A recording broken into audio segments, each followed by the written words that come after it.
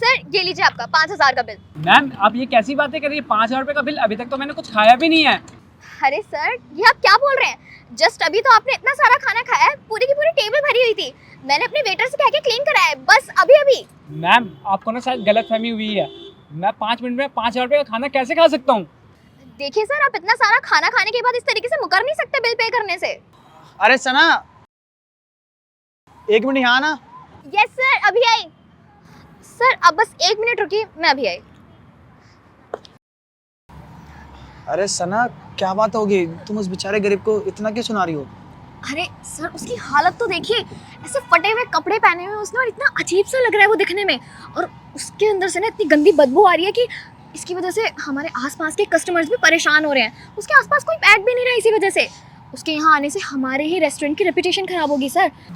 Sir आज तो ये बिल दे देगा, लेकिन इसकी वजह से हमारा आगे कितना नुकसान होगा आप सोचिए सर। ये तो यहाँ से चला जाएगा, लेकिन इसके जैसे फिर और भी फटीचर अजीब से लोग हमारे रेस्टोरेंट पर आना शुरू कर देंगे। फिर जो हमारे अच्छे कस्टमर्स हैं वो यहाँ पर आना ही बंद कर देंगे। सर आप खुद ही सोचिए, ऐसे लोगों को ट्रीट करेंगे तो हम अपने गुड कस्टमर्स को खो देंगे। इससे बेहतर है कि हम इसको यहाँ से भगा दें, इसीलिए मैं इसको यहाँ से भगा रही थी। बात तो तुम सही कह रही हो सना। अगर इस जैसे भिखारी यहाँ पे बैठ के खाएंगे ना तो हमारा चलता चला रेस्टोरेंट ना बेकार हो जाएगा। इस साले को ना मजा चखाना पड़ेगा। इस साले को आज बाहर ही निकालते हैं। चलो मेरे साथ। अबे ओए साले, खड़ा हो, सारा बिल निकाल। सर कौन सा बिल? अभी तक तो मैंने कुछ खाया भी नहीं है। अबे वो जो तूने 5,000 का खाना खाया ना यहाँ पे, उस चीज का बिल। अरे सर मैं सच बोल रहा हूँ, मैंने कुछ भी नहीं खाया। एक तो ये मैम साहब भी कह रही है 5,000 रुपये का बिल हो गया। सर जब मैंने कुछ खाया नहीं है तो मैं किस चीज़ का बिल दूँ? ये तो गलत है ना सर। गलती साले तेरी गलती ये है कि तू इतने बड़े रेस्टोरेंट में बैठ के खाना खा रहा है। तेरी औकात भी है इस रेस्टोरेंट में बैठ के खाना खाने की? अबे तेरे जैसे लोग बैठ के यहाँ पे खाना खाएंगे ना तो ये पूरा कबाड़ खाना बन जाएगा। आज तो तू खाने आ रहा है और तेरे देखम देख सारे झुग्गी के लोग आएंगे खाना खाने, और एक दिन ना ये रेस्टोरेंट कबाड़ खाना बन जाएगा।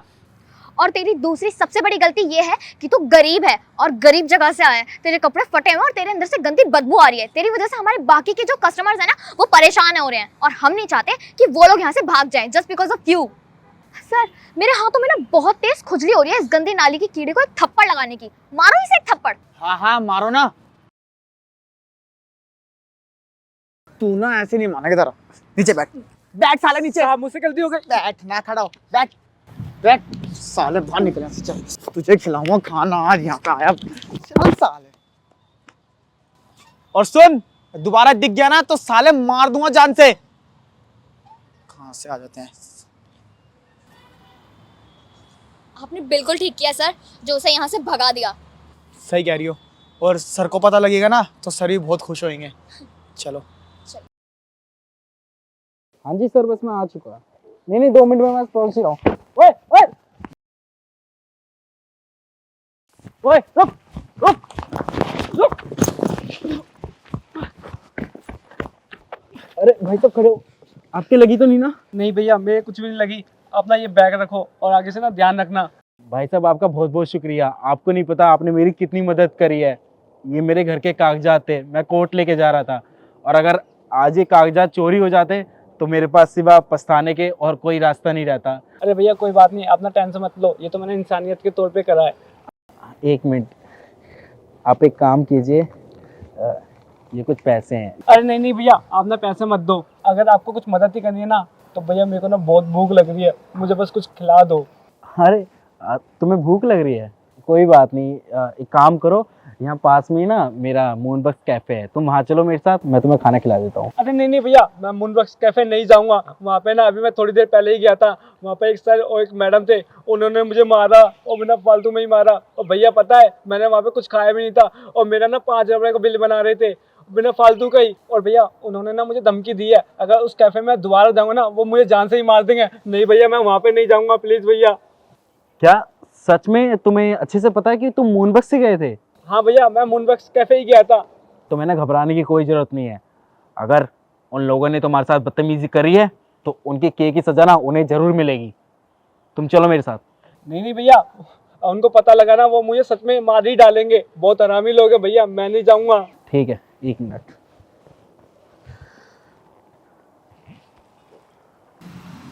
सर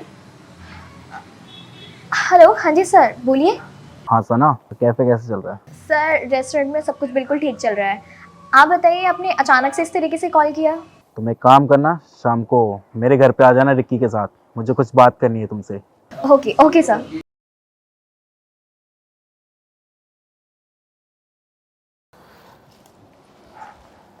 तुम परेशान मत हो, तुम मेरे साथ मेरे घर चलो, मैं तुम्हें खाना खिलाता हूँ। चलो भैया। ठीक है।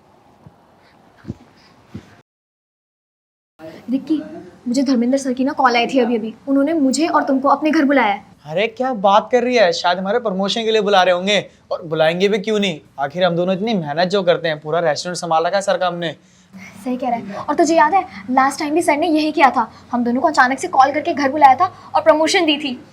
हाँ वैसे कब बुलाया सर ने? हाँ जी, शाम को। ठीक है, एक काम करेंगे, जैसे कैफे बंद होगा ना, हम सीधा सर के घर चलेंगे। ठीक है।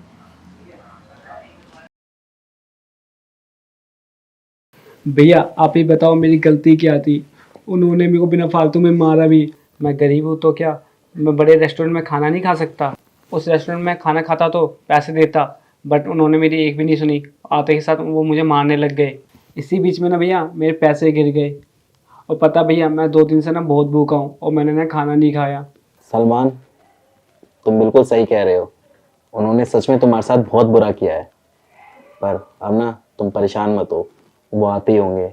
और अगर उन दोनों ने तुम्हारे साथ बदतमीजी करी है ना, तो वो तुम्हारे सामने अभी की अभी माफी मांगेंगे। Good evening sir. Good evening sir. Good evening. साले तू तू क्या कर रहा है? सर ये आपके घर में क्या कर रहा है? अरे रिक्की, तो इतना परेशान क्यों हो रहा है? ये ना पक्का यहाँ पर चोरी कर रहा होगा, इसी वजह से ना सर ने इसको पकड़ लिया चोरी करते हुए। और अब सर पुलिस का वेट कर रहे हैं ताकि इसको पुलिस के हवाले कर सके। मैंने बिल्कुल ठीक कहा ना सर? हाँ सर, सनाना बिल्कुल ठीक कह रही है सर, ये ना साला एक नंबर का चोर है, चोर। अरे रिक्की सना, क्या हो गया? तुम इसे चोर क्यों बोल रहे हो आखिर? सर आपको नहीं पता, ये ना सुबह हमारे रेस्टोरेंट में आया था और वहां पर 5,000 का खाना खाने के बाद इसने बिल पे करने से मना कर दिया। क्या सलमान ने चोरी करी? ये चोरी कैसे कर सकता है? अभी तुम्हें पता है मैं कोर्ट जा रहा था, तुम्हें तो पता ही है कि मेरे घर पे जो केस चल रहा है उसकी वजह से। और मैं जैसे ही कोर्ट के बाहर गया, वहां पे एक पीछे से चोर आया और मेरे घर के सारे कागजात लेके भाग रहा था। वो तो इस सलमान ने उस चोर से बैग छीना और मुझे वापस दिया, वरना आज मैं बहुत मुसीबत में फंस जाता। मैं नहीं मान सकता कि ऐसा व्यक्ति चोर भी हो सकता है। जरूर तुम दोनों को ना कोई गलतफहमी हो गई होगी। क्या सर इसने आपका बैग बचाया? सर आपको ना कोई गलत फहमी हुई है, इसको मैं जानता हूँ, ये एक नंबर का चोर है, चोर। अरे बस करो यार, तुम दोनों कितना झूठ बोलोगे? झूठ पे झूठ बोले जा रहे हो। तुम्हें क्या लग रहा है कि ये जो तुम्हारी चिकनी चुपड़ी बातें हैं मैं इनमें आ जाऊंगा? हाँ, मुझे सलमान ने सारी सच्चाई बता दी है कि तुम दोनों ने कैसे इसके साथ इतना गंदा बिहेव किया। अरे इस बेचारे की गलती क्या थी? सिर्फ उस रेस्टोरेंट में बैठ के खाना खाने वाला था, और सना तुम वहां पर आई और इस बेचारे से 5,000 रुपए मांगने लग गई, बिल के वो भी। हाँ, और जबकि तुम्हें पता था कि इसने 1 रुपए का खाना नहीं खाया वहां से। आखिरकार ऐसा क्यों किया, पूछ सकता हूँ तुम दोनों से मैं? सर हमें प्लीज़ माफ़ कर दीजिए, हम सच कह रहे हैं, हमने जो कुछ भी किया उसमें हमारा कोई गलत इंटेंशन नहीं था। इसकी हालत देखिए आप सर, कपड़े फटे हुए हैं, ऊपर से इसके अंदर से बहुत ही अजीब सी स्मेल भी आ रही है, जिसकी वजह से सुबह जो बाकी के कस्टमर्स थे वो परेशान हो रहे थे। ये जहाँ बैठा हुआ था वहाँ पर दूसरे कस्टमर्स बैठ भी नहीं रहे थे। बस हमने इसे इसलिए भगाया था ताकि आप ही के रेस्टोरेंट की इमेज ख़राब ना हो, जो हमारे रेस्टोरेंट की रेपुटेशन है वो ख़राब ना हो जाए, बस सर। जी सर, सना बिल्कुल ठीक कह रही है। आप ही बताइए ना, अगर ऐसे कपड़े पहन के लोग वहां पर आएंगे तो क्या इफेक्ट पड़ेगा?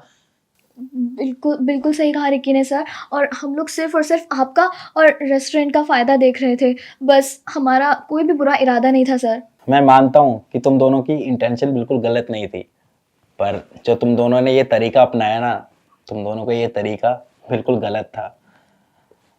तुम्हें सलमान के साथ ऐसा बिहेव नहीं करना चाहिए था। कोई इंसान अगर हमारे रेस्टोरेंट में आके खाता भी है तो तुम्हारा कोई ऐसा हक नहीं बनता कि उसको इस तरीके से जलील करके उसे मार कर रेस्टोरेंट से बाहर निकाला जाए।